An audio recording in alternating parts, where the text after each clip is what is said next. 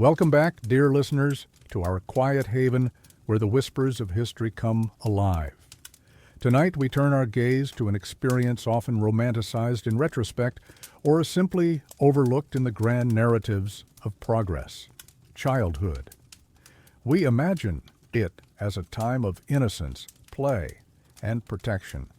But strip away the veneer of modern sentiment, travel back to certain epochs, and you'll find that being born a child was often to be born into a world of unimaginable hardship, exploitation, and a fight for survival from the very first breath. We are about to uncover why certain times in history were, quite simply, the absolute worst to be small, vulnerable, and utterly dependent. This is the worst time in history to be born as a child. Now, as this is a journey we often take together, into the deeper, sometimes more somber, corridors of the past, and I know many of you listen as you wind down your day.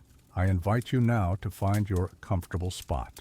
Perhaps settle into bed, put your phone to the side, dim the lights if you can, and just let the world around you begin to fade. Allow your mind to travel back with me as we prepare to delve deep into this difficult but important story.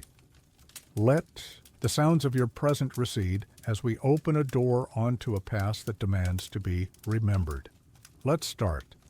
And as we embark on this new series, if you find these explorations into the often unseen aspects of history enlightening, please do show your support by hitting that subscribe button to join our historical community.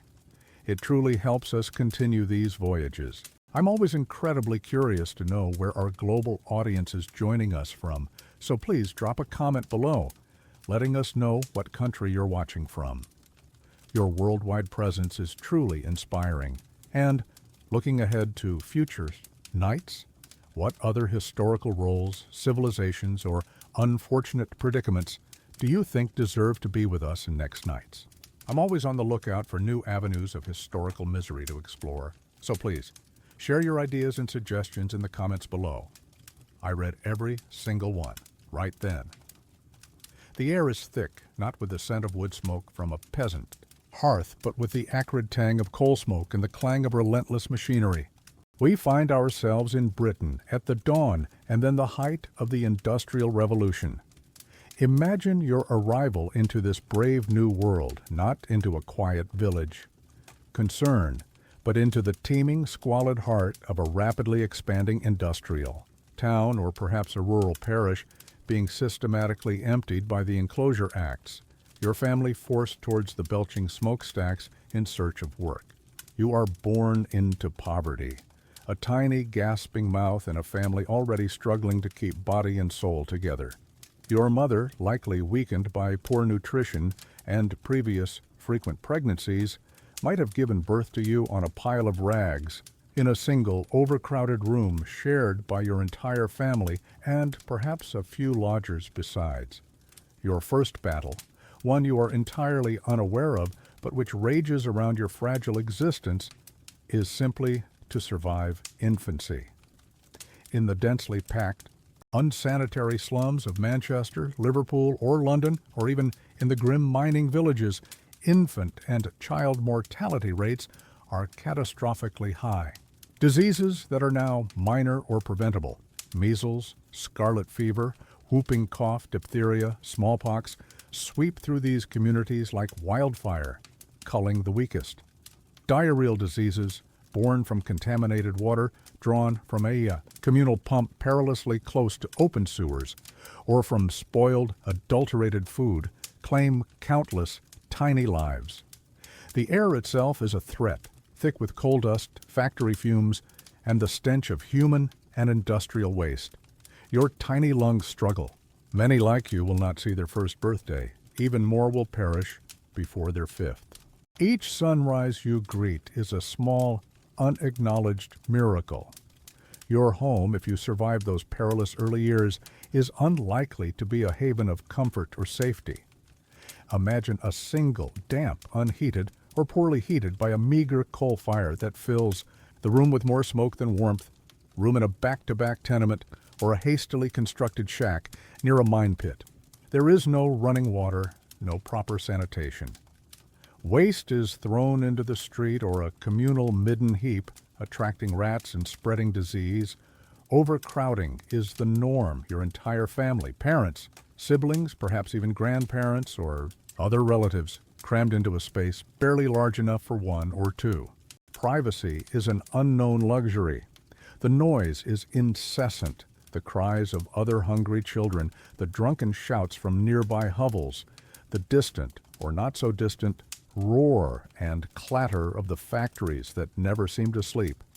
Childhood, as a period of play, learning, and protected innocence, is a concept that exists almost entirely outside your reality.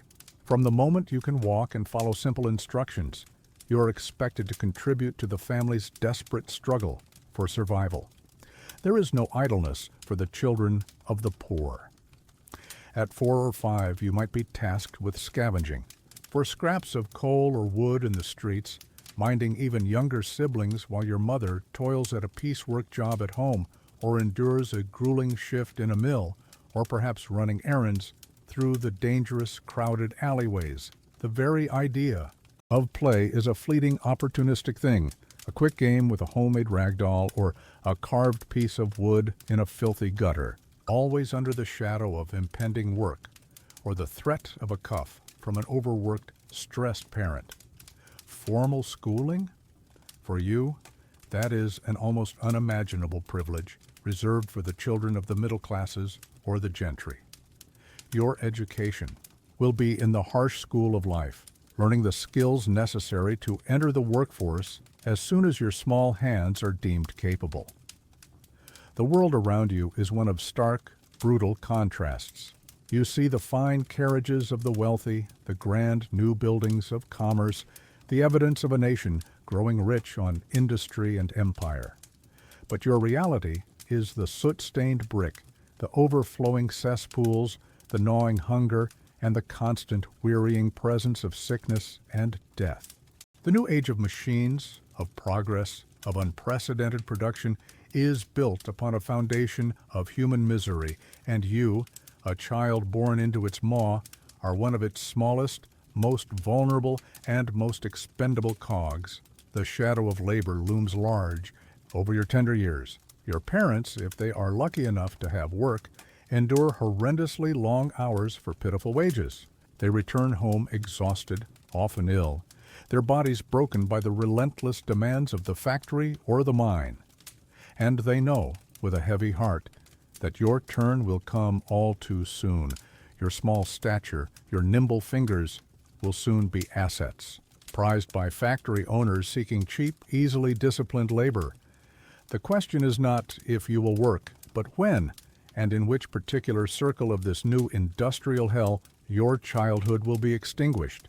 The clang of the factory bell, the rumble of the coal wagons, these are the sounds that will soon define your existence, calling you from your brief, troubled sleep to another day of toil. You have survived the perilous gauntlet of early infancy in the teeming, unsanitary slums of an industrializing British town. The grimy, overcrowded room you call home offers little comfort, but it is for a fleeting few years the boundary of your small world. The roar of the nearby factories, the pall of coal smoke that perpetually hangs in the air, these are the normal sights and sounds of your existence. But childhood, that brief, fragile interlude, is about to be brutally curtailed. The insatiable appetite of the new industrial age does not just demand coal and iron and cotton.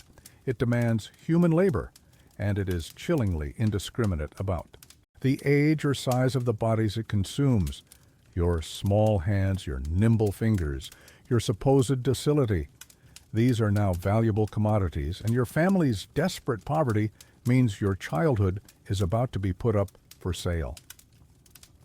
The age at which you are first sent to work is shockingly young by any modern standard.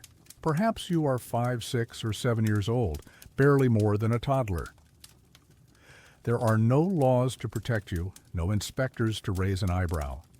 The prevailing attitude among many employers and even some desperate parents is that work is good for the children of the poor, that it keeps them from idleness and vice, and that every mouth must contribute to its own feeding. And so, one gray morning, your mother, her face etched with a mixture of sorrow and grim necessity, takes your tiny hand and leads you not to a playground or a schoolhouse, but to the gaping, smoke-belching maw of a textile mill, the dark entrance of a coal mine, or the narrow, soot-stained door of a master chimney sweep. If your fate lies in the textile mills, the cotton or woolen factories that are the roaring heart of this new age, you enter a world of bewildering, deafening noise and constant, terrifying danger. The air is thick with fine dust, cotton or wool fibers that clog your lungs and lead to chronic hacking coughs, the dreaded brown lung or byssinosis, though you'd have no name for it. The roar of the vast iron machinery, the spinning, mules, the power looms, is incessant, a cacophony that makes conversation impossible and slowly deadens your hearing. Your small size, which makes you useless for heavy adult labor, is precisely what makes you valuable here. You might be employed as a scavenger, a terrifying job that requires you to crawl beneath the massive, clattering, and constantly moving machinery to pick up fallen scraps of cotton or wool. You must be quick, agile, and small enough to dart in and out between the thrashing parts, your head inches from crushing gears or fast-moving belts. A moment's hesitation, a slip, a misjudgment of timing, and you could be horribly maimed. A crushed limb, a scalped head, or worse. Many children bear the horrific scars of such accidents for the rest of their short lives. Or perhaps you are a piecer, your nimble little fingers tasked with mending broken threads on the spinning machines. You stand for hours on end, your small body aching, your eyes straining in the poor light, reaching into the complex machinery to catch the snapped ends and twist them back together. The overseer, often a brutal man paid by output, watches you. Like a hawk, fines are levied for mistakes, for slowness, for talking, for looking away from your task. And punishment is swift and physical, a sharp blow from a billy roller, a heavy wooden rod, a painful strapping with a leather belt, or even being doused with cold water to keep you awake during the punishingly long shifts. Those shift. They are not the 8-hour days you might imagine. You work 12, 14, sometimes even 16 hours a day, 6 days a week. You rise before dawn, stumble through the dark, filthy streets to the factory gate, and toil until long after. Nightfall, your small body pushed to the very limits of its endurance, and often beyond. Meals are brief, eaten amidst the dust and din of the factory floor, often consisting of the same meager fare you eat at home, a hunk of coarse bread, perhaps some thin gruel. If not the factory, then perhaps the even deeper hell of the coal mines awaits you. Here, in the pitch-black, suffocating darkness far beneath the earth, children are employed in equally horrific tasks. You might be a trapper, one of the very youngest, sometimes only 4 or 5 years old. Your job is to sit alone in the darkness for up to 12 hours a day next to a ventilation door, your only task to pull it open when you hear the rumble of approaching coal tubs, and then quickly shut it again to maintain the airflow. Imagine the terror for a small child, alone in absolute blackness, the silence broken only by the scurrying of rats, the drip of water, and the distant ominous sounds of the mine. The isolation, the fear, the sheer mind-numbing boredom are a form of torture in themselves. Older, slightly stronger children, both boys and girls, might be employed as drawers or hurriers. In narrow, low-ceilinged tunnels where even ponies cannot go, you are harnessed like an animal, often with a chain looped around your waist and passing between your legs, and forced to drag or push heavy corves, carts, laden with coal. You crawl, on your hands and knees, your back bent, your muscles straining through passages that are often wet, muddy, and barely high enough to accommodate your small frame. This brutal labor deforms young bodies, leading to stunted growth, twisted spines, and chronic lung diseases from the coal dust. And the dangers are ever present: cave-ins, explosions from methane gas, fire damp, flooding, the risk of being crushed by runaway tubs, or perhaps your small size makes you suitable for one of the most notorious child labor roles of the era: the chimney sweep or climbing boy. Master sweeps would employ, often buy or take as apprentices from workhouses, small, agile boys, sometimes as young as 4, to climb up inside the narrow, labyrinthine flues of chimneys to clean out the soot. You are forced, often by beatings, or by lighting a fire beneath you, to ascend these dark, suffocating passages, your knees and elbows scraped raw, your lungs filled with acrid soot. The risk of getting stuck, of suffocating, of falling, or of being badly burned is constant, and the long-term exposure to soot leads to horrific occupational diseases, most notably chimney sweep's cancer, a brutal affliction of the scrotum. This isn't a childhood, it's a sentence to relentless toil, to constant danger, to physical and psychological abuse, to an early unmarked grave. The meager pennies you earn are vital for your family's survival, yes, but the price is your health, your education, your very right to experience the world as anything other than a tiny, terrified, and expendable cog in the great grinding, merciless wheel of the Industrial Revolution. Your small shoulders are already bowed under a burden no child should ever have to bear. Your early years, if you've managed to cling to life amidst the squalor and disease of your industrial town, are a fleeting prelude to the grim reality that awaits. The factory bell, the mine whistle, the harsh summons of a master sweep. These are the true heralds of your dawning consciousness, the sounds that will soon govern your every waking moment. You are 5, perhaps 6 or 7 years old, your body still small and unformed, your mind yearning for play and exploration. But the great grinding wheel of the Industrial Revolution has caught you in its gears, and your childhood is about to be systematically crushed under its relentless weight. Imagine your day begins long before the sun even considers gracing the soot-stained sky above your crowded tenement. You are not gently roused from sleep, but perhaps shaken awake by an anxious parent whose own exhaustion is a palpable presence in the cold, damp room. Or maybe it's the sharp cry of the knocker up, a man paid a few pence to tap on windows, with a long pole, ensuring the human fuel for the factories is delivered on time. You stumble from your shared straw pallet on the floor, your limbs stiff, your belly already aching with a familiar emptiness. There's no leisurely breakfast, no morning cuddles.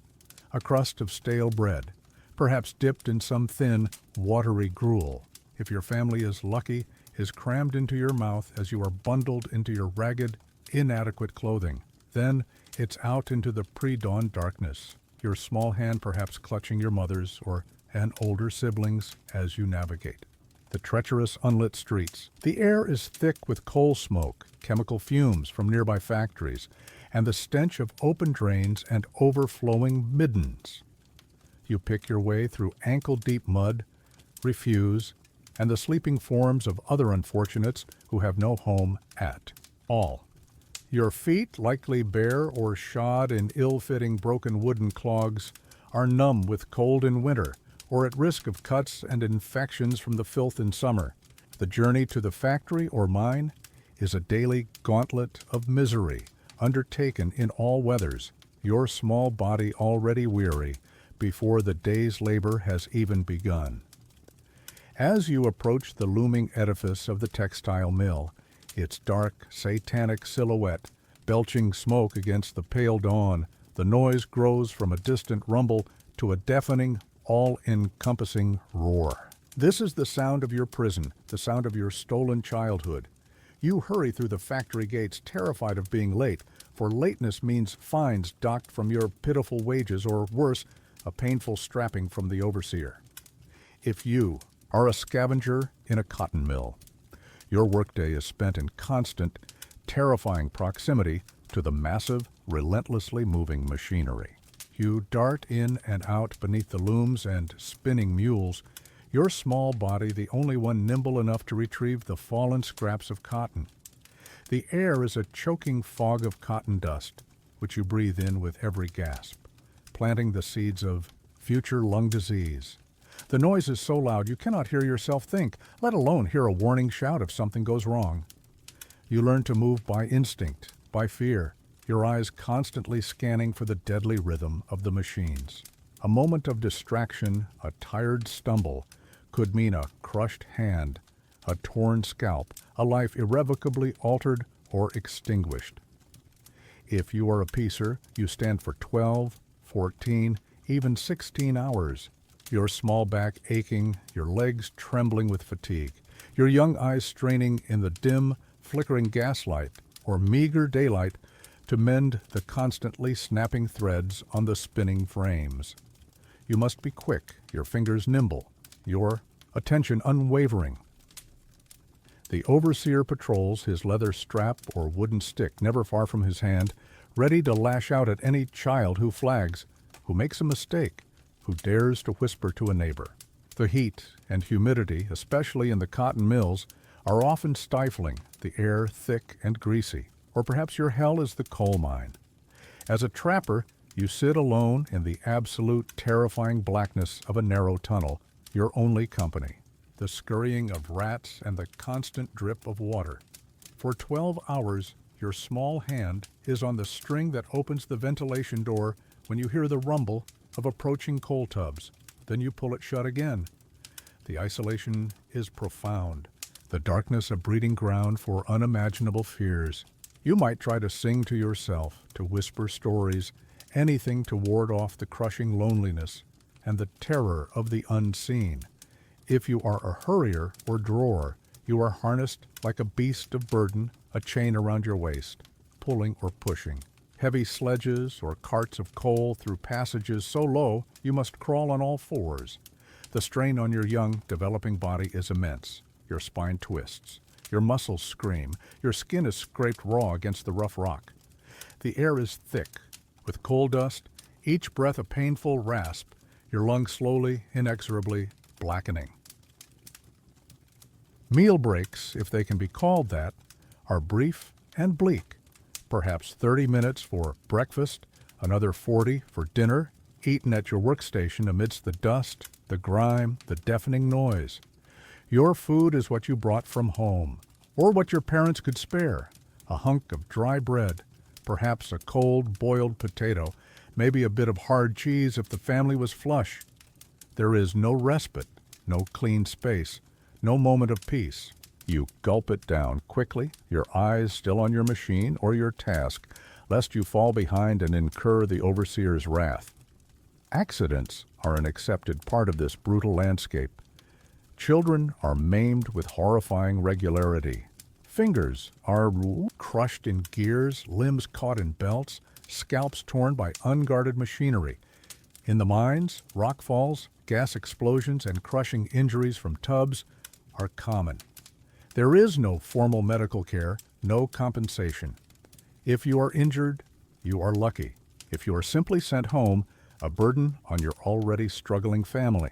More often, if the injury is not immediately incapacitating, you are expected to continue working, your pain and blood a testament to the factory's insatiable demands, as the incredibly long day finally, agonizingly, draws to a close, and the factory bell or mine whistle signals release. You stumble out into the darkness once more, your body a symphony of aches, your mind numb with exhaustion. The journey home is a weary trudge, every step an effort. You might fall asleep over your meager supper, too tired even to eat. And then a few short hours of troubled, dreamless sleep on your straw pallet before the knocker-up's tap or your parents' call rouses you once more to face another identical day of torment. This is not living. It is an endless, grinding cycle of toil and suffering, a childhood sacrificed at the altar of industrial progress. where your only value is measured in the pennies your tiny, broken body can earn.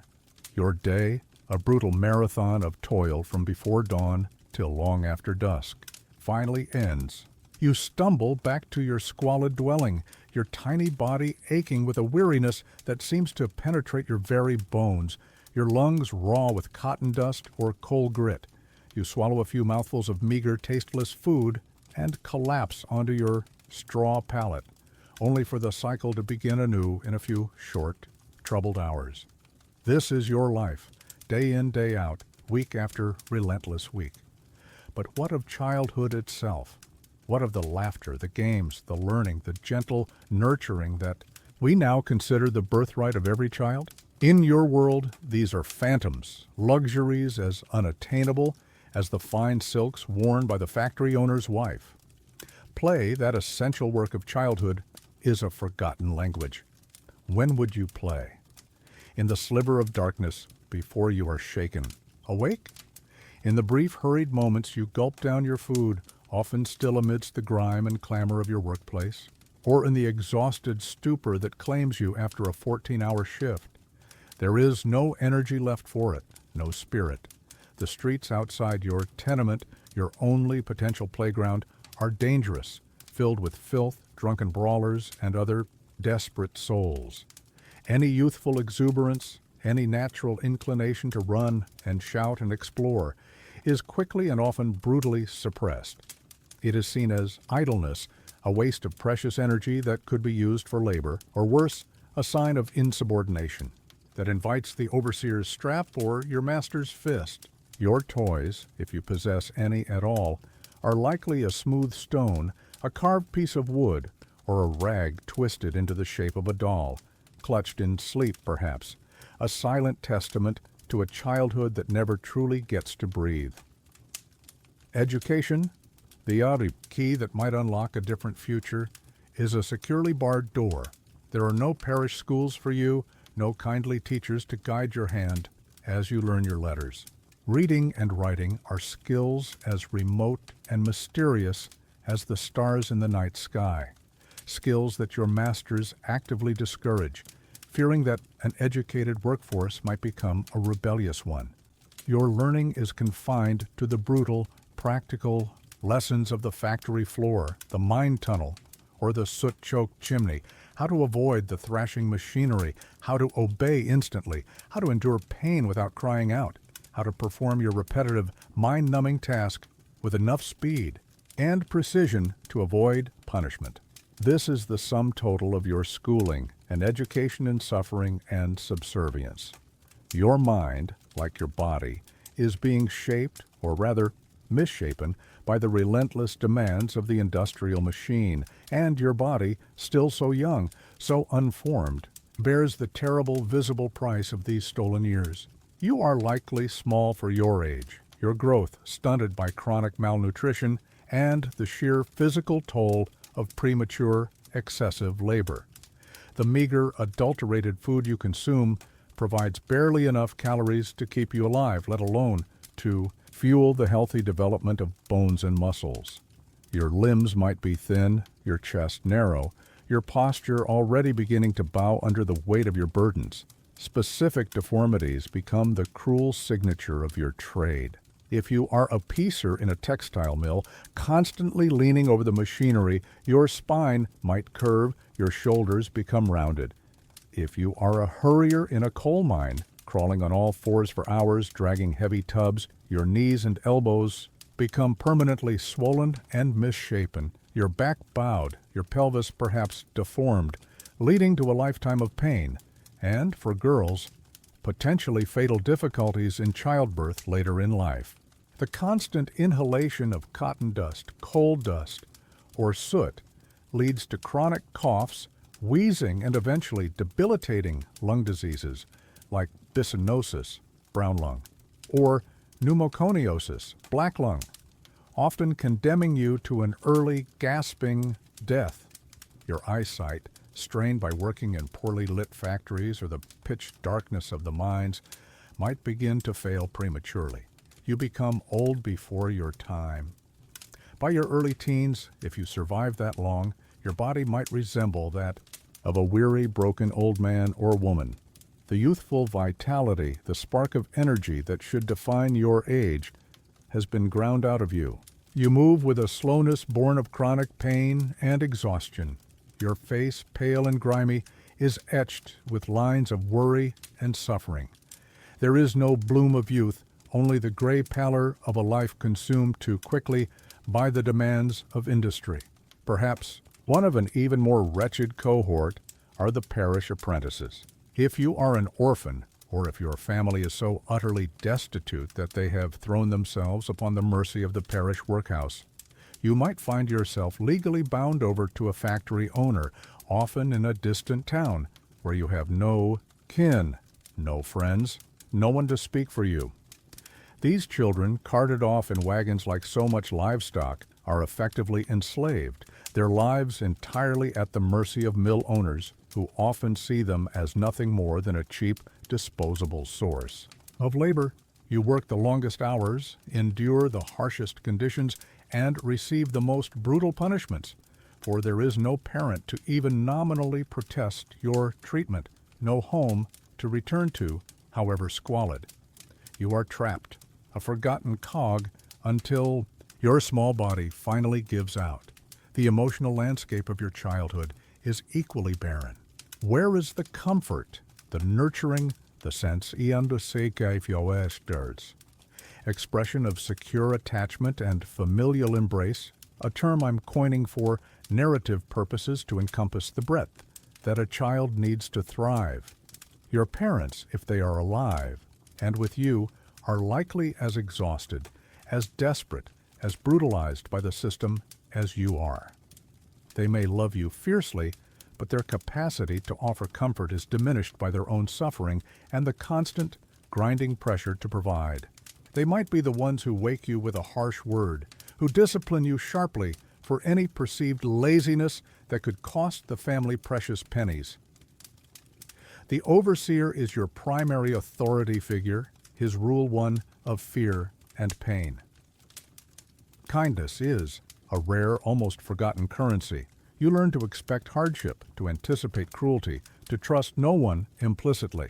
Your heart, like your body, learns to armor itself, to numb itself as a means of survival. This is the theft of your childhood in its entirety, not just your time for play and learning, but your very potential for healthy growth, for joy, for innocence. You are being systematically unmade, your body and spirit contorted to fit the needs of a merciless industrial machine. And as you lie on your straw pallet, your small frame racked with coughs, your muscles aching, you know that. Tomorrow will bring only more of the same, another day stolen. Another piece of your fleeting youth, consumed by the soot and the sorrow of your age, your childhood, or what passes for it in this dawning age of industrial might, has been stolen by the relentless demands of the factory, the mine, or the chimney. Flew. You have no time for play, no access to education. Your small body already bears the marks of premature toil, and your spirit is shadowed by constant fear and exhaustion. But beyond the daily grind and the loss of youthful innocence, there is another ever-present layer to the suckiness of your existence. The appalling danger to your physical well-being, the constant threat of horrific injury, the rampant spread of debilitating illness, and the chilling indifference of your employers to your suffering or survival. Imagine the factory floor, a chaotic symphony of unguarded, fast-moving machinery. Belts slap, gears grind, shuttles fly. As a scavenger or piecer, your very job description places you in mortal peril every minute of your agonizingly long shift. You dart beneath the massive iron frames, your head inches from crushing components to retrieve fallen cotton. A moment's misjudgment, a tired stumble, and your small hand, your arm, even your head could be caught, mangled, severed. Girls, their long hair often unsecured, face the horrifying risk of being scalped if their hair becomes entangled in the whirling spindles or belts. The screams of a child caught in the machinery, a sound that pierces even the deafening roar of the mill, are a tragically common occurrence, a brutal punctuation mark in the day's toil. If you work in the coal mines, the dangers are different, but no less terrifying. As a trapper boy or girl, alone in the pitch darkness, you are vulnerable to runaway coal tubs, to rock falls in the unstable tunnels, or to the insidious creep of fire damp, the explosive methane gas that can snuff out your small lamp and then your life in an instant. As a hurrier, dragging heavy carts of coal through narrow, low passages, you risk crushing injuries, spinal damage from the unnatural postures, and debilitating cuts and abrasions that quickly fester in the damp, filthy conditions. The darkness itself is a constant threat, disorienting, filled with unseen obstacles. And if you are a climbing boy, a chimney sweep, your tiny body is forced up narrow, soot-choked flues, often still hot from recent fires. You can get stuck, wedged terrifyingly in the darkness, your cries for help muffled by the brick and soot. Suffocation is a real danger. Burns are common. And the constant exposure to soot, a known carcinogen, leads to horrific afflictions like chimney sweep's cancer, a painful and often fatal disease of the scrotum that targets these young boys with cruel specificity. When accidents happen, and they happen with sickening frequency, there is no organized medical care, no kindly physician rushing to your aid. If your fingers are crushed in a machine, the overseer might roughly bandage the wound, perhaps douse it with some harsh spirit, and then, more often than not, expect you to continue working if at all possible. A broken limb might be crudely set by a local bone setter with no formal training, or simply left to heal crookedly, leaving you permanently maimed. There is no concept of sick pay, no compensation for your injury. If you are too badly hurt to work, you are simply dismissed, your meager wage lost to your desperate family, your broken body, now just another mouth to feed without contributing. You are disposable. Beyond the immediate trauma of accidents, occupational. Diseases are rife, insidious killers that slowly steal your health and your future. The cotton dust in the textile mills fills your lungs, leading to byssinosis, brown lung, a chronic, debilitating respiratory condition that leaves you gasping for every breath, your productive life cut brutally short. The coal dust in the mines causes pneumoconiosis, black lung, with similar devastating effects. The damp, cold conditions in many workplaces lead to chronic rheumatism and aching joints, afflicting you even in your youth. Deformities are common. The stooped shoulders and curved spines of children who have spent years bent over machinery, or hauling coal, the stunted growth from malnutrition and overwork, the weakened eyesight from laboring in perpetual dimness. You are often forced to work even when you are ill. A fever, a hacking cough, the griping pains of dysentery. These are seen not as reasons for rest and care, but as inconvenient interruptions to production. To stay homesick means no pay, and for your family that can mean no food. So you drag yourself to the factory or the mine, your small body racked with illness, spreading your germs to your equally vulnerable fellow workers until you either collapse at your station or your condition becomes so severe that you are physically incapable of moving. The parish apprentice system, which supplies so many factories with child labor, is particularly brutal in its indifference. If you are an apprentice, orphaned, or taken from a workhouse and you fall ill or are seriously injured, your master has little incentive to care for you. You are not his child. You are a unit of labor, and if that unit breaks down, it is often easier and cheaper to replace you than to mend you. You might be returned to the parish, now even more of a burden, or simply left to languish and die in some forgotten corner of the factory or a grim apprentice house.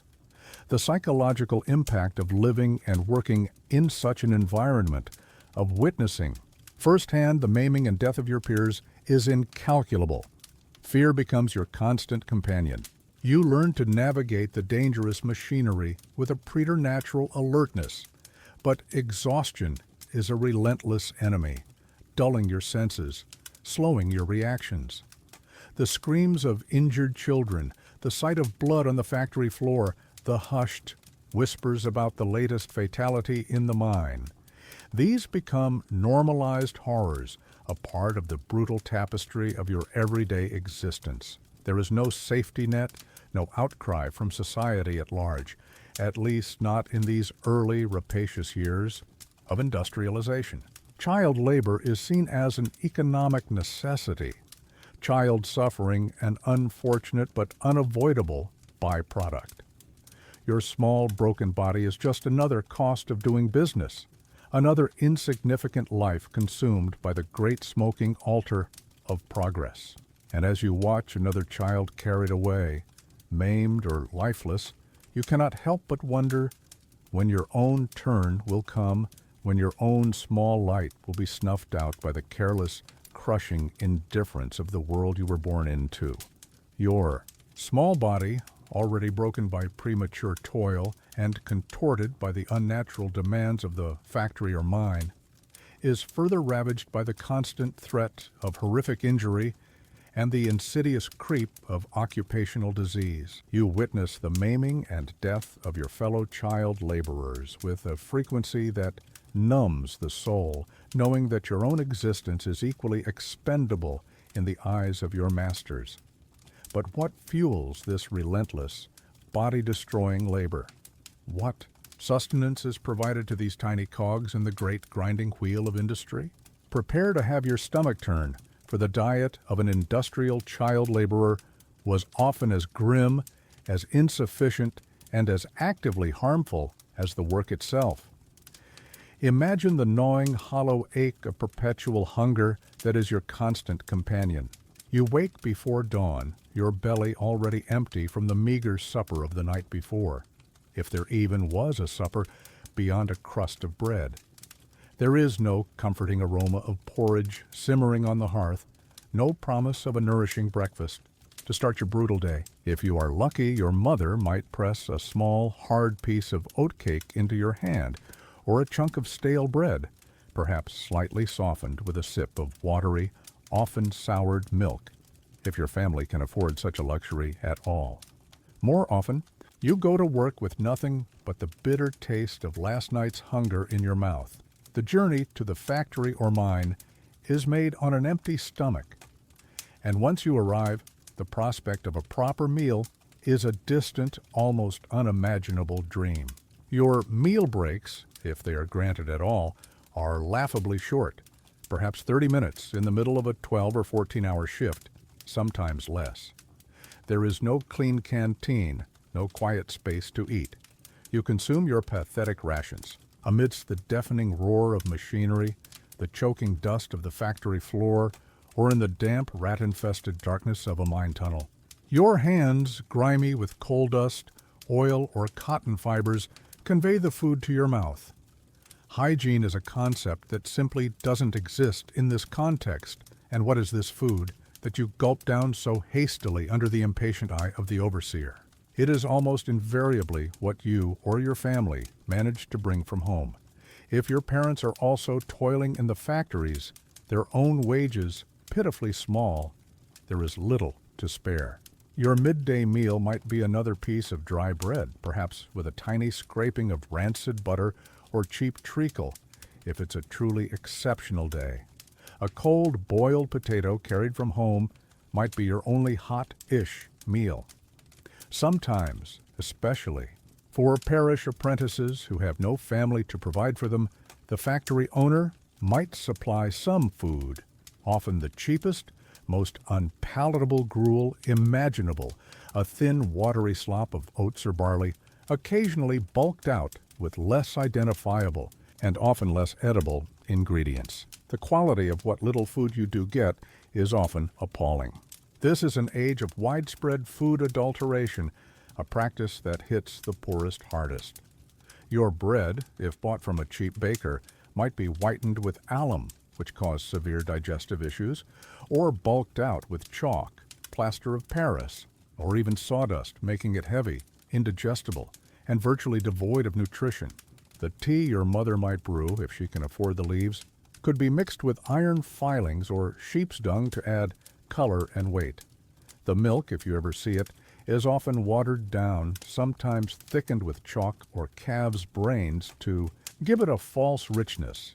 Every mouthful is a gamble, not just against spoilage, but against deliberate, profit-driven poisoning by unscrupulous vendors preying on the desperation of the poor. This diet of dust and despair is woefully inadequate to fuel the immense physical demands of your labor, let alone to support the healthy growth and development of your young body. The chronic lack of calories leaves you perpetually exhausted, your limbs heavy, your mind dull. You are constantly fighting off dizziness, a lightheadedness that makes working around dangerous machinery even more perilous. The lack of essential vitamins and minerals contributes directly to the stunted growth, the skeletal deformities, and the rampant sickness we've already discussed. Your body is literally consuming itself to provide the energy demanded by your masters. Thirst is another torment. In the hot, humid textile mills or the sweltering depths of the mines, dehydration is a constant threat. Access to clean drinking water is rarely provided. You might drink from a communal tap or bucket, the water often drawn from the same polluted sources that serve your slum dwelling, teeming with invisible dangers. Or you might have no access to water at all during your long shift, your throat parched, your head aching. In some mining districts or factory towns, the infamous truck system adds another layer of misery. You, or your parents, might be paid not in actual coin, but in tokens or credit that can only be redeemed at the company-owned truck shop or Tommy shop. These stores invariably sell poor quality goods, adulterated food, shoddy clothing, watered-down ale, at inflated prices, trapping families in a cycle of debt and further limiting their ability to access even marginally better sustenance. You are bound to your employer not just by the necessity of work, but by a system of economic servitude that dictates even what miserable food you can put in your belly. There are no treats in this existence, no small comforts to look forward to. The idea of a sweet biscuit, a piece of fruit purely for pleasure, a warm, nourishing drink, these are fantasies from another universe. Food for you is purely functional, a meager, often disgusting, and frequently dangerous fuel source, barely sufficient to keep your small engine running for another day of exploitation. The gnawing emptiness in your stomach is a constant reminder of your precarious place in this world, a world that values the products of your labor far more than your life, a world that is, quite literally, starving its children to feed its relentless machines. This diet of deprivation is not just an unfortunate byproduct of poverty. It is an integral part of the system that grinds you down, body and soul. Your small body, fueled by a diet of dust and despair, is thrust day after day into the dangerous, deafening maw of the factory or the suffocating blackness of the mine.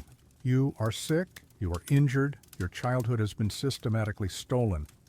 But the great grinding machine of the Industrial Revolution demands your labor, and to ensure that labor is extracted with maximum efficiency, there is a system of control, a brutal arithmetic of discipline, administered by men whose own livelihoods often depend on how much work they can wring from your exhausted frame.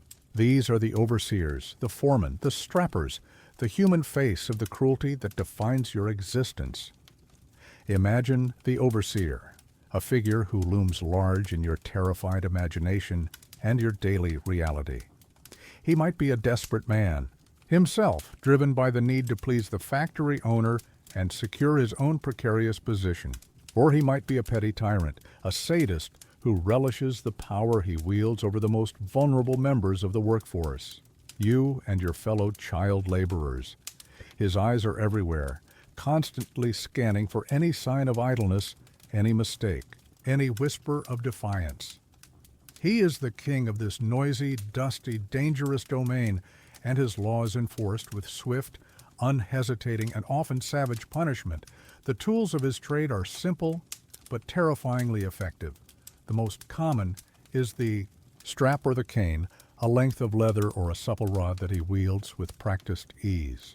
If you are caught talking, if your attention wanders from your machine for even a second, if you are deemed too slow in your work, if you make a mistake that damages the materials or halts the machinery, the strap will whistle through the air and land with a searing sting across your back, your legs, your hands. You learn to recognize the slight shift in his posture, the tightening of his lips that signals an impending blow, and you flinch, often too late. The pain is sharp, immediate, a burning reminder of your place, your powerlessness. In the textile, mills, a particularly feared instrument, is the billy roller, a heavy wooden rod, sometimes weighted with iron, used to beat children who were not working fast enough at the spinning mules. A blow from this could break bones, leave you with crippling bruises, or knock you senseless. For parish apprentices who are entirely at the mercy of their masters with no family to even notionally intervene, the beatings can be even more severe, a daily ritual of terror. But physical violence is not the only weapon in the overseer's arsenal. Fines are a constant threat. Your pitiful wages, already barely enough to buy a crust of bread, can be docked for a host of perceived offenses. Being a few minutes late for your pre-dawn start, even if you had to stumble miles through the dark, for taking too long on your meager meal break, for dropping tools, for producing imperfect work. These fines are arbitrary, often excessive, and they plunge your already desperate family into even deeper poverty. Sometimes you might work an entire week only to find your earnings wiped out by fines, leaving you with nothing but your aching body and a gnawing hunger. Public humiliation is another favored tactic. If you make a mistake, you might be forced to stand on a stool for hours, a heavy weight hung around your neck, a sign detailing your crime for all to see. Or you might be shamed in front of your fellow workers, your small error amplified into a monstrous offense designed to terrify others into perfect compliance. Children who are persistently drowsy, an inevitable consequence of 16-hour days and chronic malnutrition, might be doused with buckets of cold water or forced to stand with their eyelids propped open, a grotesque and cruel form of torture. The logic behind this brutality is simple and chilling. Fear works. In a system that views you as a cheap, expendable unit of labor, instilling terror is the most efficient way to ensure obedience and maintain the relentless pace demanded by the machines. The machinery itself is unforgiving, it does not tire, it does not slow down. Therefore, you, its tiny human attendant, must not tire, must not slow down. Any sign of childish fatigue, inattention, or playfulness is a threat to production and must be beaten out of you. You are being conditioned, like a work animal, to respond to the threat of pain, to push your small body beyond its limits until it either breaks completely or becomes a perfectly subservient cog.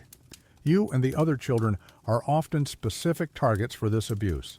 You are small, you are physically weaker than the adult workers, and you are less able to defend yourselves or articulate any protest.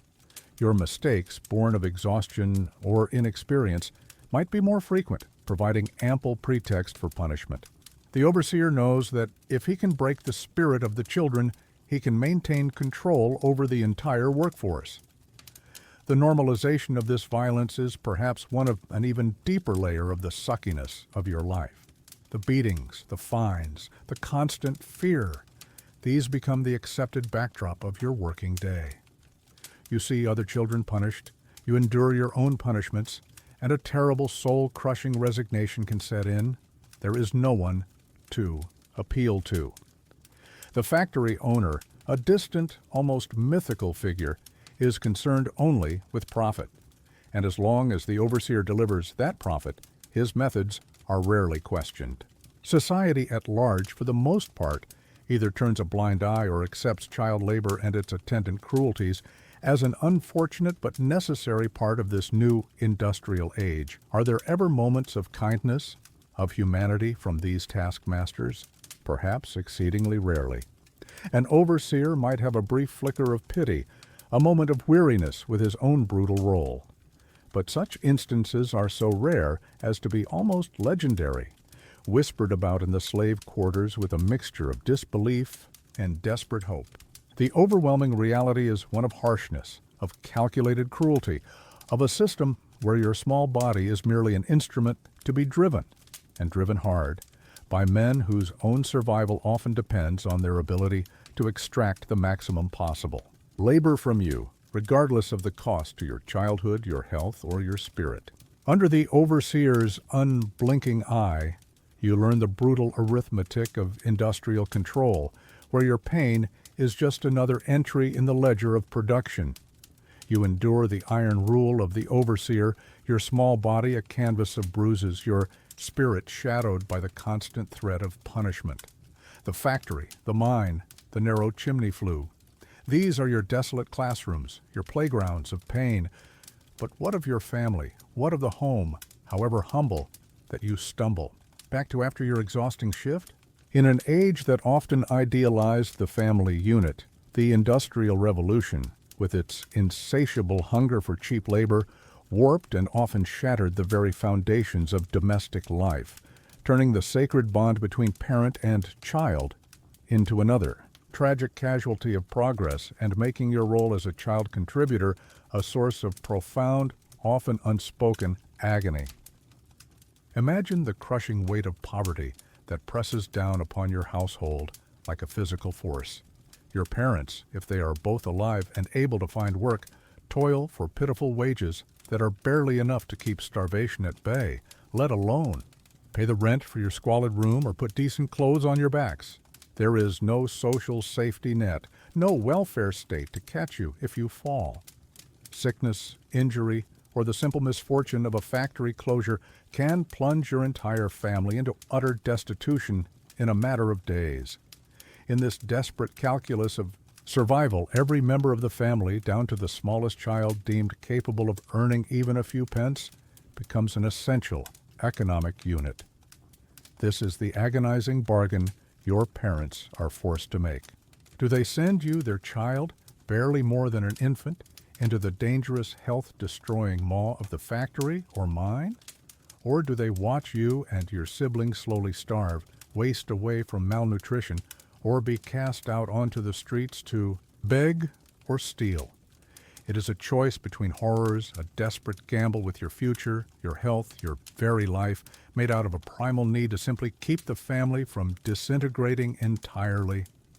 Your mother might weep as she leads you to the factory gate for the first time, her heart breaking.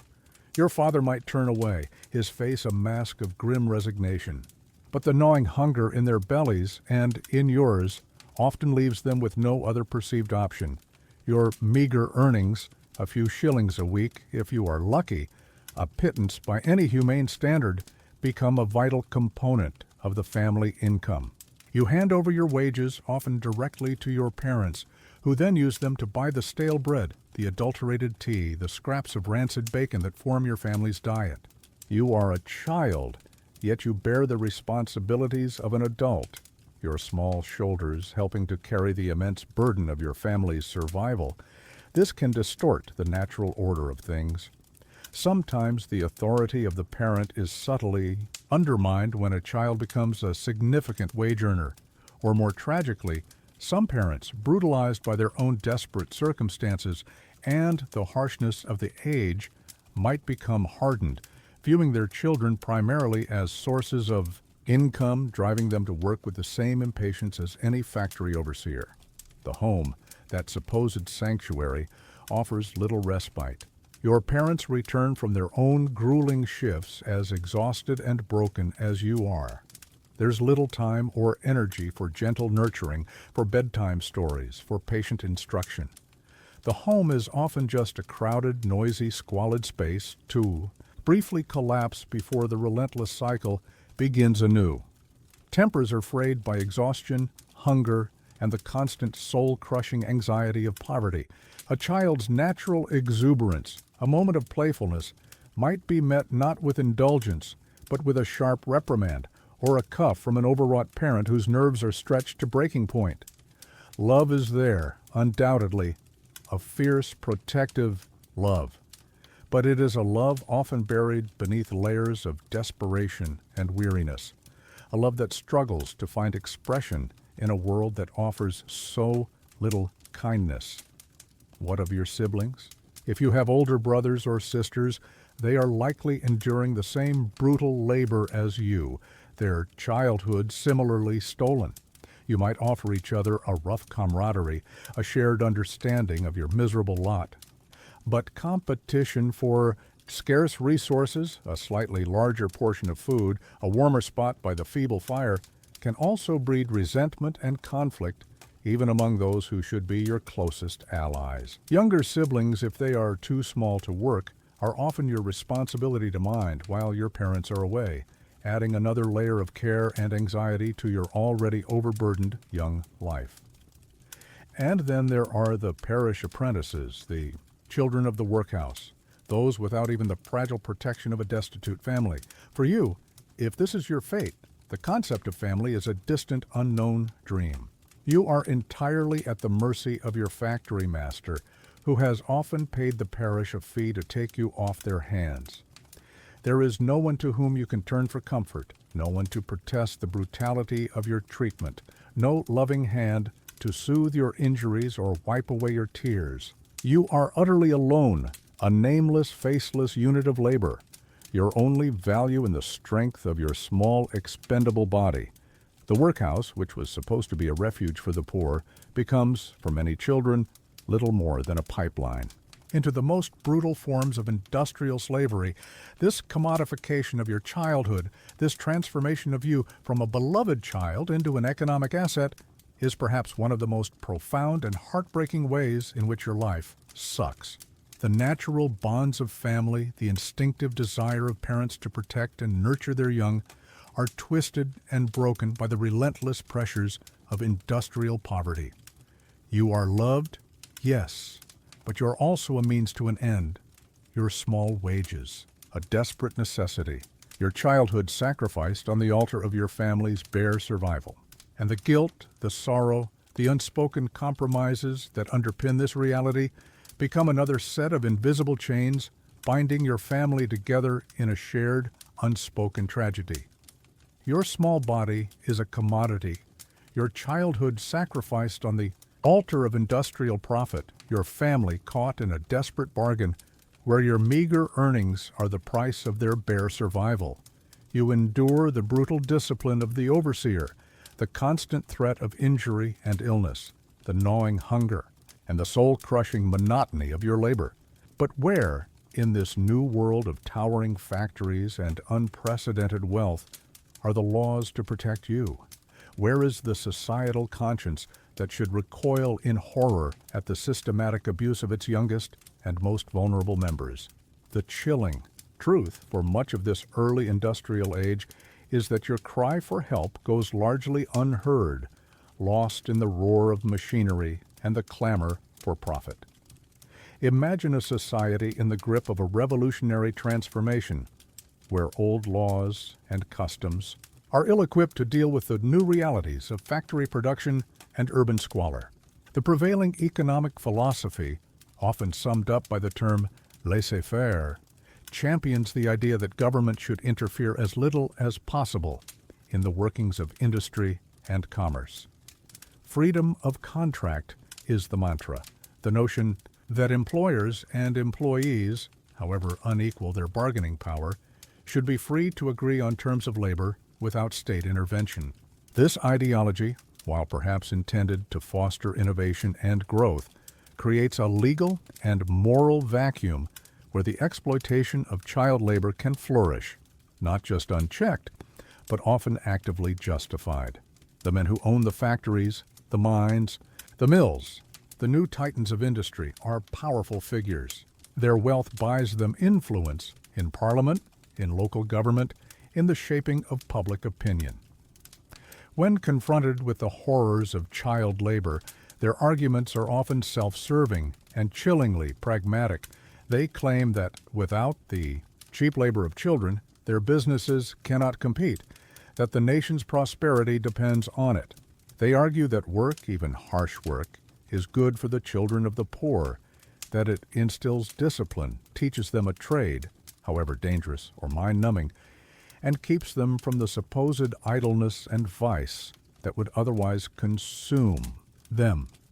They might even assert that the children want to work, or that their nimble fingers and small stature are uniquely suited to certain tasks that adults cannot perform as efficiently.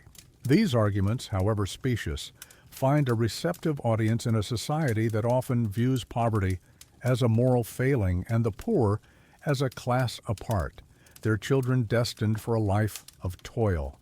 For a long, agonizing period, there are virtually no effective laws to protect you, no minimum working age to speak of. Children of 4 or 5 are not uncommon in some industries, no legal limits on the length of your working day. 14, 16, even 18 hours are recorded. No mandated safety measures on the dangerous machinery that can snatch your limbs or your life in an instant. No compensation for injury, no sick pay, no right to education. You are, in the eyes of the law and your employer, little more than a very small, very cheap, and very expendable unit of labor. The first attempts at legislative reform are feeble, hesitant, and riddled with loopholes.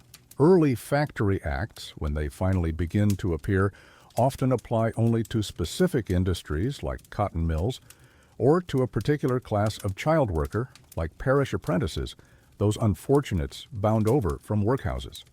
Even these limited. Laws are often toothless, lacking any effective means of enforcement. A handful of factory inspectors might be appointed for the entire country, an impossible task for them to adequately monitor the thousands of workplaces. Factory owners become adept at circumventing the rules, hiding child workers when an inspector is due, falsifying records, or simply ignoring the legislation altogether, knowing that the penalties for non-compliance are minimal and rarely applied. For you, on the factory floor or deep in the mine, these distant laws mean almost nothing. Your reality is still dictated by the overseer's strap and the relentless demands of the machine. What of society at large? How can such widespread suffering be tolerated? For many in the burgeoning middle and upper classes, your world is largely invisible, hidden away in the smoky, squalid industrial districts or the remote mining villages. They benefit from the cheap goods your labor produces, but they are often insulated from the human cost. Newspapers and journals might occasionally carry an account of some particularly egregious case of child cruelty, but these are often dismissed as isolated incidents or the unfortunate, unavoidable price of progress. There is a prevailing social apathy, a hardening of hearts, or perhaps a genuine, if misguided belief that this is simply the way things are, that poverty and hardship are an inevitable part of the natural order. The Church, that great moral arbiter of previous ages, often seems slow or unwilling to mount a significant challenge to the new industrial order. While individual clergymen might express concern or offer charitable relief, the institutional church is often deeply conservative, allied with the established powers, and perhaps itself invested in industries that rely on cheap labor. The emphasis is often on teaching the poor to accept their lot, to find solace in the promise of an afterlife, rather than on challenging the earthly injustices that create their suffering. So you toil on, your small body a testament to the failure of law and the blindness of society. There is no one to speak for you with any real power, no authority to which you can appeal for protection. Your parents themselves, trapped in the same cycle of poverty and exploitation, are often powerless to shield you, their own desperate need for your meager wages overriding their natural protective instincts. You are a cry in the wilderness, unheard, unseen by those who have the power to effect change. This legal and societal indifference is a profound part of why your childhood sucks so terribly. You are not just overworked, underfed, and constantly endangered. You are also utterly, tragically alone in your suffering, abandoned by the very structures that should, in a just world, offer you their first and most fervent protection. You are a child of the Industrial Revolution, your small life governed, by the factory bell and the overseer's strap, your body broken by premature toil, your health a fragile thing in a world of dust, grime, and indifference. The law offers you no shield, and society, for the most part, averts its gaze from your suffering, deeming your labor a necessary, if unfortunate, cog in the great machine of progress. But the assault on your childhood does not end with physical hardship and stolen years. You are also thrust, headfirst and unprotected, into an adult world rife with its own brutalities, vices, and moral ambiguities, an environment that can scour away innocence and harden a young heart with terrifying speed. Imagine yourself, barely more than an infant in years, spending 12, 14, or 16 hours a day in the company of adults, and not necessarily the most refined or gentle of adults. The factory floor, the mine passage, the crowded workshop. These are not Sunday schools. Here, you are immersed in a constant barrage of coarse language, crude jests, and conversations that are far beyond your comprehension, but whose harshness and cynicism you absorb nonetheless. The casual profanity, the brutal talk of fights, drink, and desperate measures become the soundtrack to your working life. There is no filter, no one to shield your young ears from the raw, often ugly realities of adult existence in these lower depths of society. Alcohol is a pervasive presence. For many adult workers, a pint of cheap ale or a dram of gin is the only brief escape from the misery of their own lives, the only way to numb the aches and pains of their labor, or to find a fleeting moment of conviviality. You see drunkenness regularly in the streets of your slum dwelling, among your fellow workers at the end of a shift, sometimes even in the overseer, whose temper might be even more volatile under the influence. Perhaps older children, those in their early teens who have already endured years of this life, also begin to seek solace or bravado in drink, initiating you into a world of premature, damaging indulgence. The stench of stale beer and cheap gin becomes another familiar aroma in your olfactory landscape of suffering. In these desperate, overcrowded communities where poverty is endemic and hope a scarce commodity, other vices can flourish. Petty gambling, a few hoarded pennies wagered on a dogfight, a ratting contest, or a game of chance, might be a common pastime for some of a brief respite from work. You might witness casual theft, born of desperation, or the brutal settling of scores in dark alleyways. The lines between right and wrong, already blurred by a system that exploits you so cruelly, can become even more indistinct when survival is the only guiding principle. And then there are the more insidious moral dangers, particularly for young girls, but also for boys. In the close, unregulated confines of the factory or mine, where children and adults work side by side, often with little supervision beyond that of the production-focused overseer, you are terrifyingly vulnerable. Sexual harassment, crude propositions, and outright abuse from older, stronger workers or from those in positions of authority are an unspoken, often unacknowledged horror. Your small size, your powerlessness, your fear of retribution. If you complain, to whom would you even complain, and who would believe you or care? Make you an easy target. This undercurrent of sexual menace, this constant threat to your physical integrity and your very sense, threatened sense of autonomy and bodily integrity, a term I'm coining for narrative purposes to encompass the breadth, adds another layer of terror to your already unbearable existence. The shame, the confusion, the silent suffering that results from such encounters can leave scars far deeper and more lasting than any a machine might inflict. Bullying and exploitation by older or stronger children and adult workers are also common. Your meager portion of food might be snatched away. You might be tricked or coerced into performing the most dangerous or unpleasant tasks. You are at the bottom of a brutal pecking order, where a moment of weakness or vulnerability can be pounced upon. You learn quickly to be wary, to be distrustful, to develop a tough outer shell as your only defense. There is little in your environment to counteract these corrupting influences. Your parents, as we've seen, are often too exhausted, too broken by their own toil and desperation to provide consistent moral guidance or emotional support. They are fighting their own battles for survival. The church, while perhaps offering some Sunday school instruction, if you are one of the very few who can attend, often feels distant and irrelevant to the immediate, brutal realities of your working life. The factory owner, the supposed pillar of society, is the very architect of your exploitation.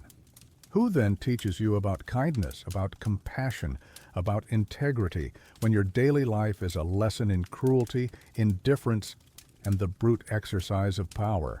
So your childhood is not just stolen by labor, it is actively corrupted by the environment into which that labor thrusts you. You learn to swear, perhaps to be cunning, to look out for yourself above all else, because no one else will.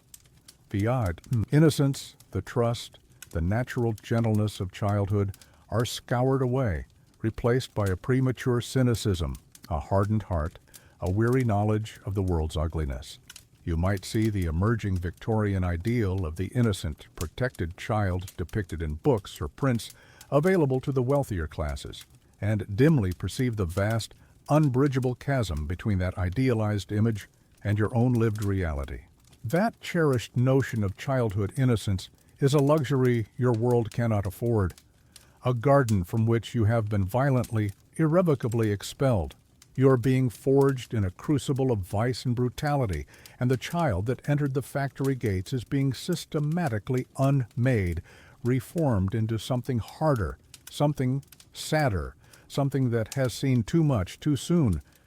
You are trapped in the moral maelstrom of the early industrial world, your innocence scoured away by the harsh realities of adult vice and brutal exploitation long before your body has even had a chance to properly grow. The factory, the mine, the filthy streets, these are your classrooms, teaching you lessons in cruelty, cynicism, and the grim art of survival. Your family, broken by poverty, can offer little shield. The law, such as it is, turns a blind eye. Society, for the most part, seems to accept your suffering as an unfortunate but inevitable byproduct of progress and profit. Is there, then, no dissenting voice in this cacophony of indifference, no flicker of conscience in the overwhelming darkness? For a long, bleak period, it certainly seems that way. The engine of industry is too powerful, its appetite for cheap, labor too voracious, its profits too intoxicating for those who benefit. The prevailing ideologies of laissez-faire economics and the perceived moral necessity of keeping the poor, even poor children, at constant, arduous work, form a formidable barrier against any suggestion of reform. To interfere with the natural workings of the market, to coddle the children of the laboring classes, is seen by many as sentimental, impractical, even dangerous to the nation's economic health. The factory owners, the mine operators, the master sweeps, they are often men of influence, pillars of their communities, their voices loud in Parliament and in the press, quick to decry any attempt to regulate their practices as an attack on liberty and prosperity. Yet, even amidst this chorus of self-interest and societal apathy, the first faint whispers of unease, of conscience, begin to be heard. They do not come initially as a mighty roar of protest, but as isolated voices, often from unexpected quarters. Perhaps it is a physician, a man of medicine who, attending to the broken bodies and diseased lungs of child laborers in a grimy infirmary, begins to see a pattern, to connect the appalling conditions of work with the devastating toll on young lives. He might write a letter to a local newspaper or a treatise for a learned society, documenting his observations, his language couched in the scientific detachment of the era. But the horror of his findings a stark indictment nonetheless. Or perhaps it is a clergyman, a parish priest, in an industrial slum, who, despite the prevailing complacency of the institutional church, cannot reconcile the suffering he witnesses daily with the teachings of his faith. He sees you, the tiny exhausted, children stumbling to work before dawn, sees the injuries, hears the coughs, and his conscience pricks him. He might preach a sermon, carefully worded perhaps, hinting at the moral obligations of employers, or quietly try to offer what little charitable relief his impoverished parish can muster. There are philanthropists, too, men and women of means, and social standing, often driven by strong religious or humanitarian convictions. Figures like Robert Owen, a factory owner himself, who attempts to create a model factory village at New Lanark with better conditions and education for child workers, demonstrating that productivity and humane treatment are not necessarily mutually exclusive, though his example is, for a long time, a rare exception rather than the rule. Others, like Richard Ostler or Michael Sadler, begin to campaign more vociferously, writing pamphlets, giving speeches, trying to awaken the public and parliamentary conscience to the Yorkshire slavery of the textile mills. And then there are the writers, the poets, the early journalists, those who wield the power of the word. Through novels, poems, or investigative articles, though the latter are still in their infancy, they begin to paint a picture, often sentimentalized or romanticized, but sometimes starkly realistic, of the lives of the industrial poor, including the children. These portrayals, reaching a slowly expanding reading public, begin to chip away at the wall of indifference, to make the invisible suffering a little more visible, a little more uncomfortable for those who prefer not to look. The first official responses are, as we've noted, pitifully inadequate. Early parliamentary committees are formed, often reluctantly, to investigate conditions in specific industries, particularly textile mills, where parish apprentices are concentrated. These committees might gather evidence, interviewing children, often in the intimidating presence of their employers, overseers, doctors, and factory owners. Imagine yourself, a small, terrified child, brought before a group of stern-faced gentlemen in a grand room, asked to describe your working day, your punishments, your illnesses. Would you dare to speak the full truth, knowing your overseer might be listening, that your job, your family's survival could depend on your discretion? Many children, understandably, are too frightened, too coached, or simply too weary to offer anything but a carefully edited version of their reality. Even so, the reports produced by these early inquiries, however flawed or limited in scope, begin to lay bare some of the more egregious horrors. They document the excessively long hours, the dangerous machinery, the brutal punishments, the stunting of growth, the prevalence of disease. These official documents, though often dry and bureaucratic, provide a foundation of evidence that cannot be entirely dismissed. They begin to create a public record of your suffering, but the path from documenting a problem to effecting meaningful change is incredibly long and arduous. For every voice raised in concern, there are a dozen defending the status quo, citing economic necessity, foreign competition, or the supposed moral benefits of child labor. The whispers of reform are easily drowned out by the roar of the machines and the powerful chorus of vested interests.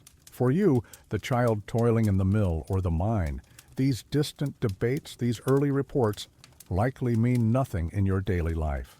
Your overseer is still there, his strap still ready, your hours are still endless, your food still meager, your body still aching. Yet these first faint stirrings are not entirely without significance. They represent the beginning of a slow, painful awakening, the first cracks in the edifice of societal acceptance of child exploitation. They lay the groundwork for future, more effective reform movements that will eventually, decades later, begin to bring about some measure of relief. But that future is a long way off.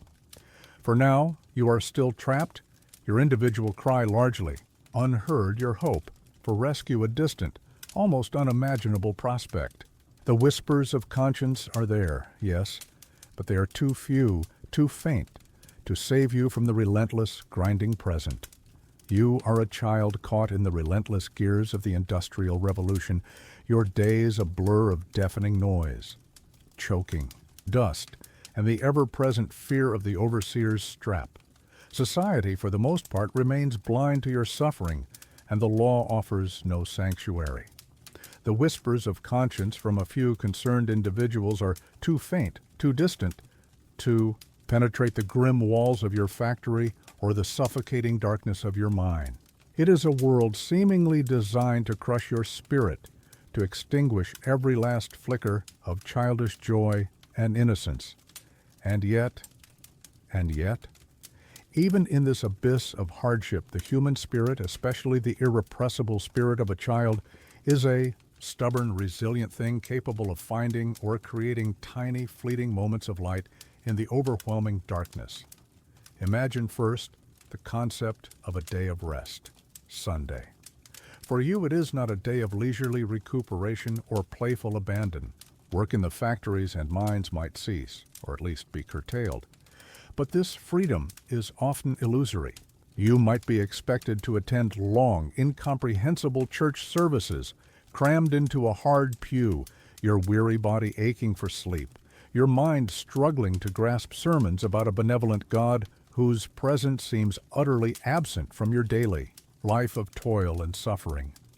After church, there are chores at home, fetching water, helping your exhausted mother with mending or cleaning your squalid dwelling, minding younger siblings. There is rarely a true cessation of labor, merely a shift in its nature, but occasionally, very occasionally, there might be a genuine holiday, a rare break in the relentless rhythm of the working week. Perhaps it is Christmas Day, though your family has little to celebrate with, or Whitsun, or a local fair if one still persists despite the encroaching industrial landscape. On these days, the air might feel different, lighter. There might be a slightly better meal, a small piece of meat in the pottage, a treacle tart if your mother has managed to save a few pennies. You might see people in slightly cleaner clothes, hear the sound of a fiddle or a pipe, a rare burst of music in your usually cacophonous world. These moments are intensely precious, precisely because they are so rare. You would seize upon them, store them away in your memory like hoarded treasures, small sparks of warmth to carry you through the long, cold stretches of ordinary misery. Even without formal holidays, your innate childhood need for play, for imagination, for connection, will find small, desperate outlets. In the grimy, cobbled alleyways and courtyards of your slum, during the brief sliver of time between work and exhausted sleep, or on a Sunday afternoon if chores allow, you might engage in simple games with other children. A smooth stone becomes a treasured toy. A piece of discarded string can be transformed into a cat's cradle or a skipping rope. A puddle of muddy water becomes a miniature ocean for sailing leaf boats.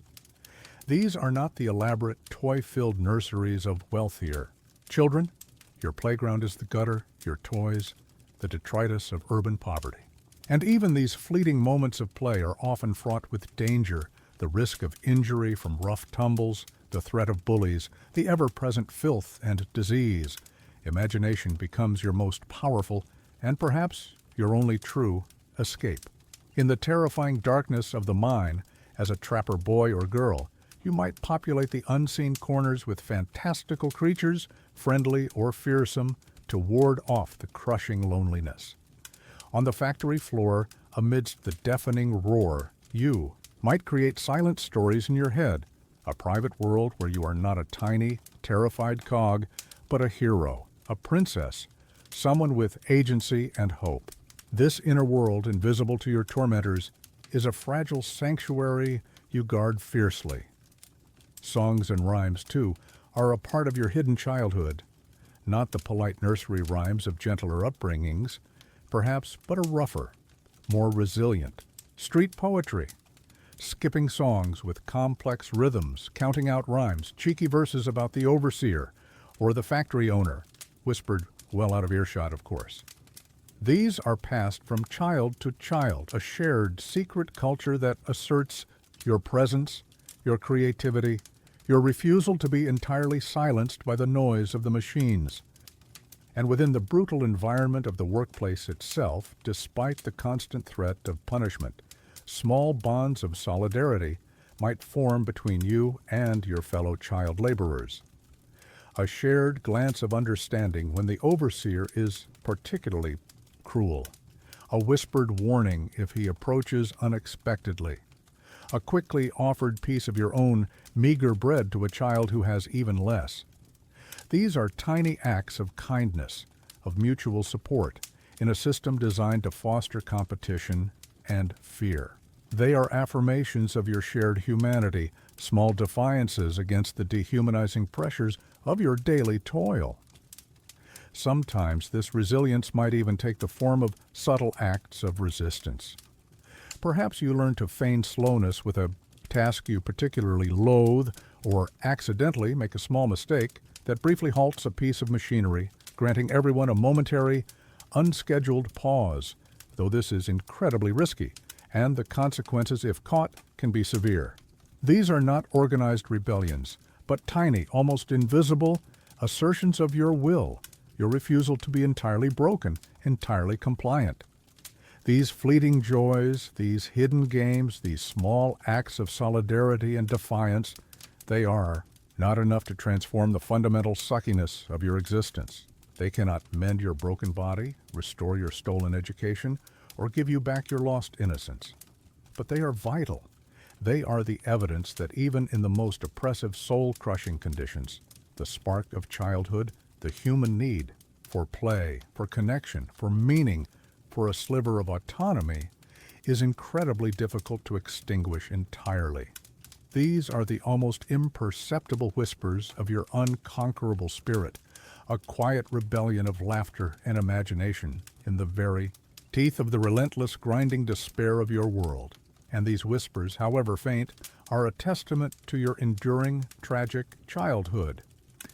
You have snatched fleeting moments of play in filthy gutters, found fragile solidarity with your fellow child sufferers in the deafening mills, and perhaps even whispered a defiant song against the roar of the machines. These are the tiny, stubborn sparks of your unconquerable childhood spirit fighting for air in an environment designed to crush it. But what of the hours outside the factory walls, the mine entrance, or the master sweep's oppressive gaze? What kind of home awaits you after your 14 or 16 hours of brutal toil? For you, a child of the Industrial Revolution's laboring poor, home is unlikely to be a sanctuary of peace and recuperation. More often, it is another circle of hell, a squalid, overcrowded, disease-ridden slum that offers little respite and its own unique set of miseries. Imagine the great burgeoning industrial towns, Manchester, Leeds, Birmingham, the East End of London. They swell with unprecedented speed as families like yours are driven from the countryside by enclosure acts or the lure of factory work, however pitiful the wages. But there is no plan for this explosive growth, no infrastructure to support the teeming thousands who pour into these smoke-choked cities. You and your family are crammed into hastily erected, shoddily built tenements or into the decaying, subdivided remnants of older buildings, often in labyrinthine courts and alleyways where sunlight barely penetrates. Your dwelling is likely a single, small room, perhaps in a damp, unlit cellar, or a rickety attic space. In this one room, your entire family, parents, you, several siblings, perhaps even a lodger taken in out of sheer economic desperation, lives, eats, and sleeps. The concept of personal space is an unimaginable luxury. You sleep huddled, together on a pile of dirty straw or rags on the floor, the warmth of shared bodies, a small comfort against the biting cold that seeps through the thin walls and broken window panes. The air is thick with the smell of unwashed bodies, stale cooking, odors, dampness, and often the pervasive stench of sickness. Sanitation, as you understand it today, is non-existent. There is no running water in your dwelling.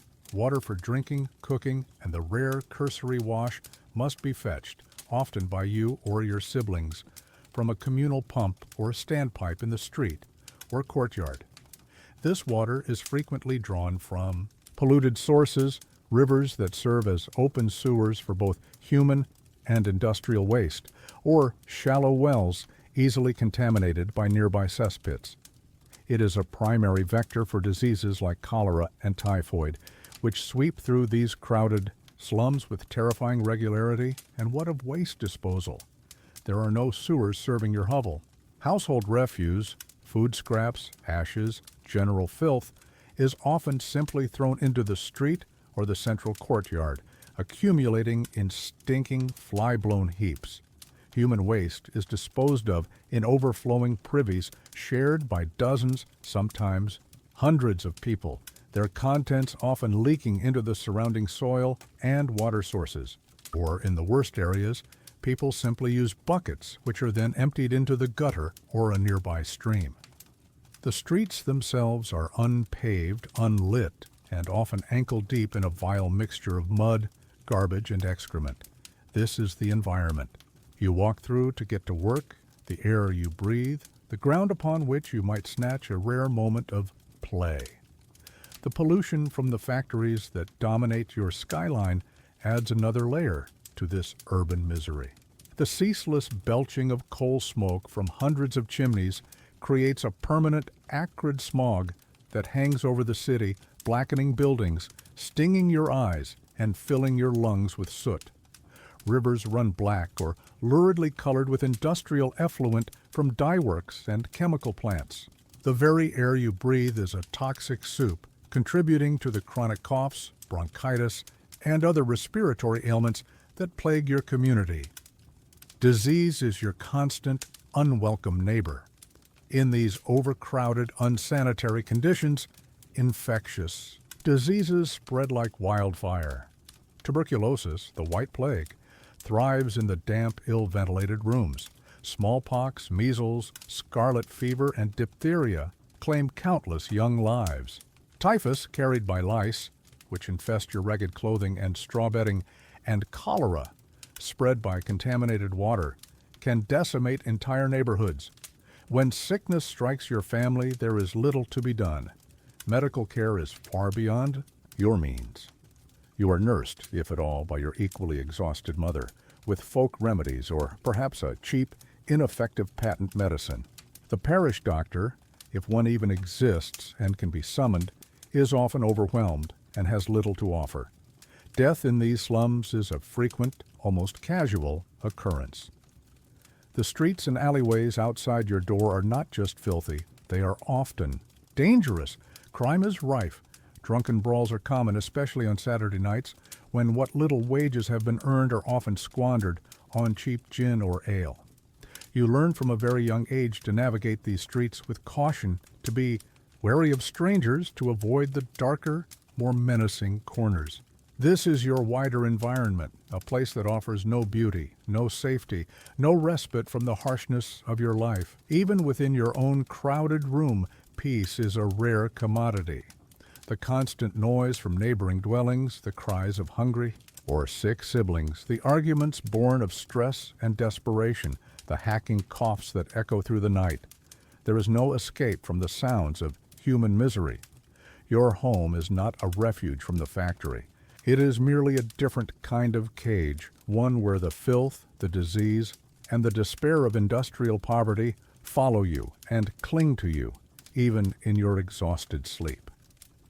This environment, the one you return to after your brutalizing day of labor, is a crucial, soul-crushing part of why it sucked so profoundly to be a child in these smoke-stained cities of the new industrial age.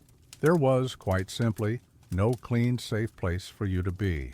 You have endured the squalor of the industrial slum, a home that offers no sanctuary from the filth, disease, and despair that define your young life. You've witnessed the first, faint, almost imperceptible whispers of a dawning societal conscience regarding the plight of children like you.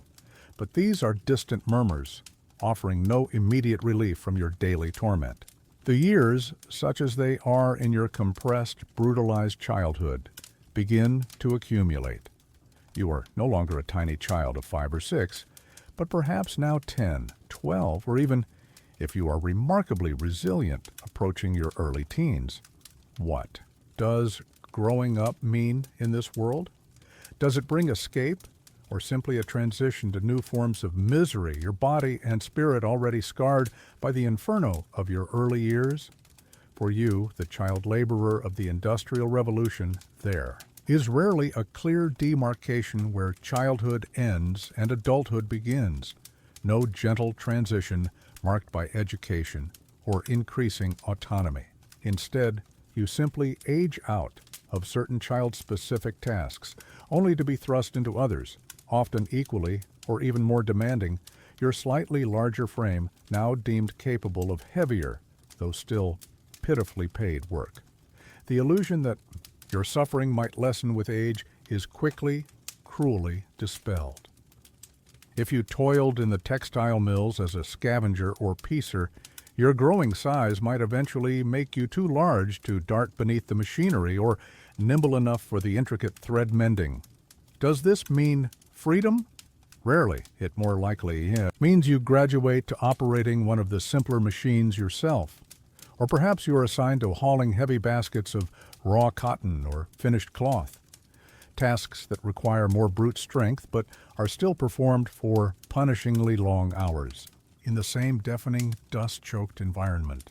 Your wages might increase by a few pence, but your body, already weakened and perhaps deformed by years of premature labor, is now subjected to new strains.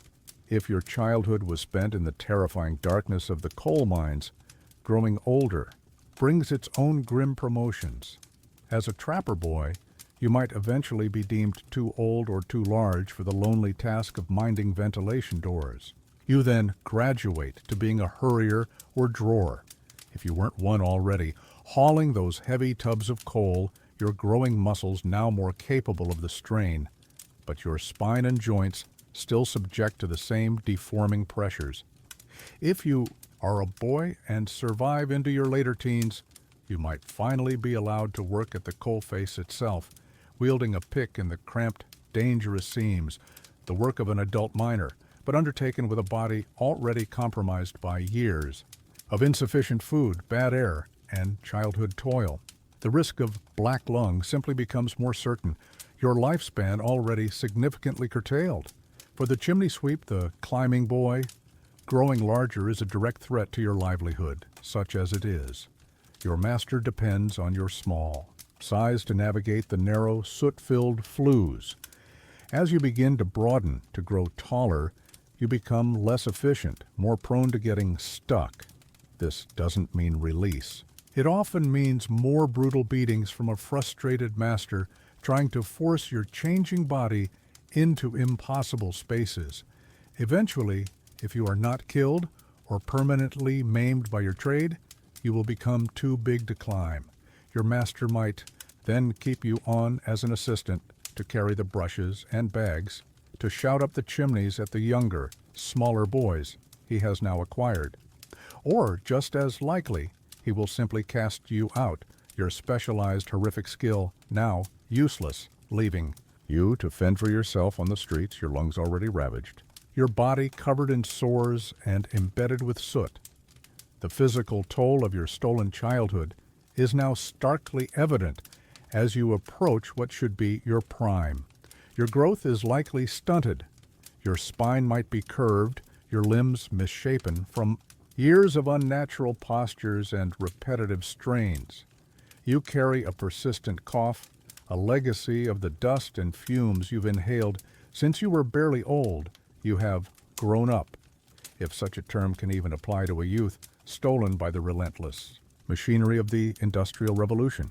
Your body, already worn and weary before its time, has merely graduated from one form of brutal labor to another, carrying the physical and spiritual scars of your extinguished childhood. You are trapped in the same cycle of poverty and toil as your parents, perhaps now, with your own young children facing the same grim, smoke-stained horizon. The faint whispers of reform we heard earlier are still just that, whispers, too distant, too slow to alter the harsh trajectory of your existence. What then is the final reckoning of your life, the sum total of why it sucked so profoundly? To be a child in these dawning years of the industrial age, it was to be born into a world that saw you not as a vessel of potential, of joy, of innocence to be nurtured, but as a unit of cheap labor, an expendable cog in a vast new and terrifyingly indifferent machine.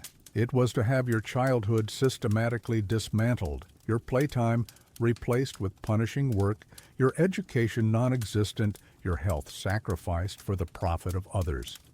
It was the relentless physical assault, the gnawing hunger from a diet of dust and despair, the bone-aching fatigue from 14, 16, even 18 hours of toil, the stinking, overcrowded squalor of your slum dwelling that bred disease like a plague pit, the constant, terrifying risk of horrific injury from unguarded machinery, mine collapses, or falls from treacherous chimney flues. It was the searing pain of the overseer's strap, the casual cruelty of a system that valued production above your pain, your tears, your very life. Your small body became a battleground where poverty, industry, and indifference waged a merciless war against your youth. It was the profound psychological wounding, the loss of innocence, thrust prematurely into an adult world of vice, brutality, and exploitation. The erosion of family bonds as parents were forced into the agonizing complicity of sending their children to work. The stunting of your emotional and intellectual growth in an environment devoid of nurturing, learning, or beauty. It was the constant fear, the normalization of suffering, the crushing of hope, and the heavy weight of a future that promised only more of the same grinding misery. It was the utter powerlessness. You had no voice, no rights, no protectors. The law, when it existed, was a distant, ineffective shield, easily circumvented by powerful employers. Society, for the most part, accepted your plight as an unavoidable consequence of economic progress, or worse, a deserved outcome of your family's poverty. You were a silent victim, your suffering largely invisible to those who benefited from the cheap goods your tiny broken hands helped to produce. This era, so often lauded for its innovation, its progress, its creation of unprecedented wealth, was built upon a foundation of such human misery, and you, the child laborer, were at its very base, crushed beneath its weight. The magnificent steam engines, the sprawling factories, the burgeoning cities, the fortunes amassed, all were fueled, in no small part, by the stolen childhoods, the broken bodies, and the shortened lives of millions of children like you. You were the unseen sacrifice on the altar of a new and ruthless god called industrial capitalism. The faint stirrings of conscience, the early reformers, the parliamentary inquiries, these were the seeds of a future change, a slow, arduous crawl towards a more humane world. But for you, living and dying in the heart of the worst excesses, that future was an unimaginable dream. Your reality was the deafening roar of the machines, the choking dust, the overseer's lash, the gnawing hunger, the cold, dark room you called home. And so, as your life, likely to be tragically short, draws to its close, perhaps from a lung, disease contracted in the mill, a mine accident, or one of the many pestilences that swept through your slum. What is your legacy? There will be no grand tombstone, no eulogies praising your contribution. You will likely be buried in a common unmarked pauper's grave, your existence a fleeting, forgotten whisper in the grand, noisy narrative of progress. The true testament to your life and the lives of countless children like you is written in the grim statistics of infant mortality, in the records of factory injuries, in the stark descriptions of urban squalor found in the reports of those few who dared to look. Your stolen childhood, your suffering, your very existence was the terrible price paid for the dawning of a new age. And that, in its totality, is why it sucked with a profound and heartbreaking finality to be born a child in those smoke-stained, unforgiving years. Your small shoulders bore the weight of a revolution, and you were crushed beneath it. I know you're now asleep, so goodbye.